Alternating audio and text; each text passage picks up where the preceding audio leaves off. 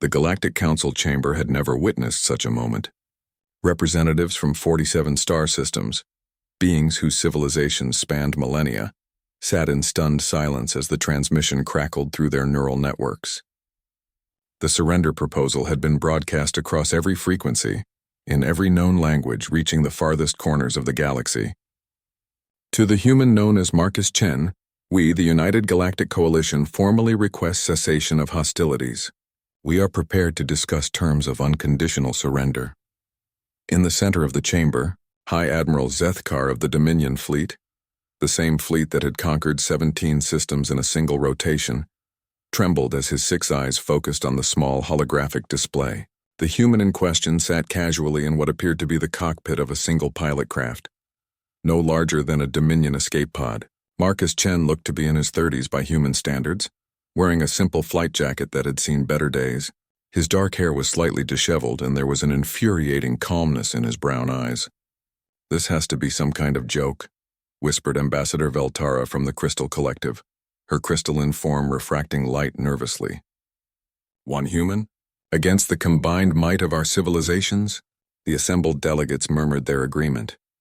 It was absurd.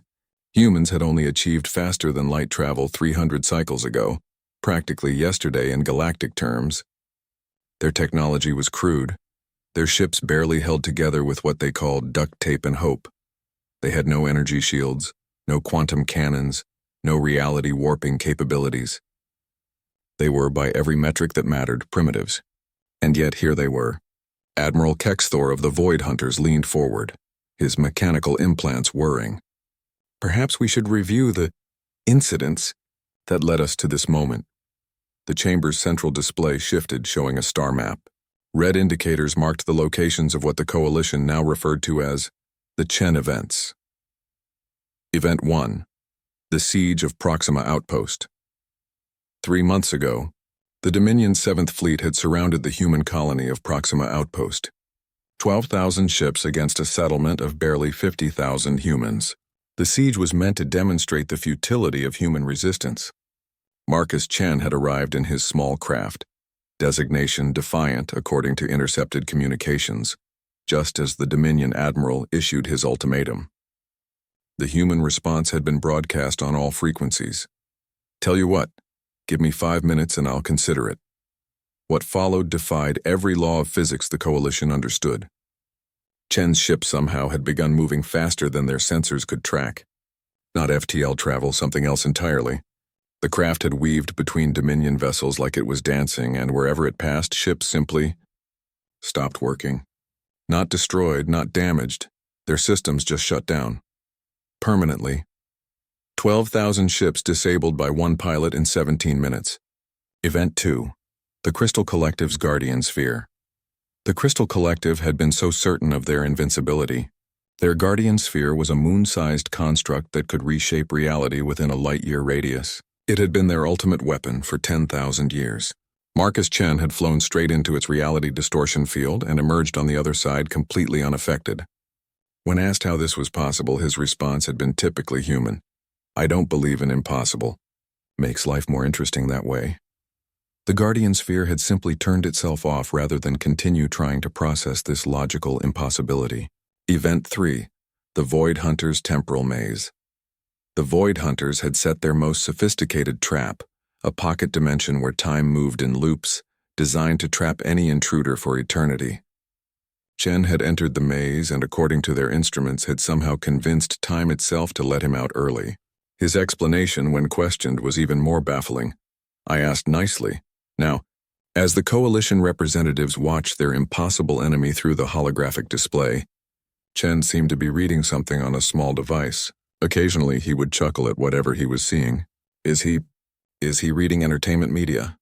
asked Ambassador Veltara, her voice reaching a frequency that made several beings wince. High Admiral Zethkar activated the communication array. "Human Marcus Chen, we await your response to our surrender offer. Surely you must realize the magnitude of what we're proposing. The combined might of 47 star systems, surrendering to a single individual." Chen looked up from his device, apparently something called a smartphone, and for the first time, truly focused on the transmission. His expression was one of mild surprise, as if he had forgotten about the war entirely. Oh, right. The galactic conquest thing. He leaned back in his pilot's seat, a slow smile spreading across his face. You know, that's really flattering, but I think you might have misunderstood something fundamental about humans. The coalition representatives leaned forward as one. See, you've been thinking about this like it's some kind of military operation. Territory to conquer, resources to claim, populations to subjugate. Chen's smile grew wider, and there was something in it that made beings who had witnessed the birth and death of stars feel suddenly, inexplicably nervous. But that's not what this is about for me. He reached for something off-screen and pulled out what appeared to be an ancient human projectile weapon, a revolver that looked like it belonged in a museum.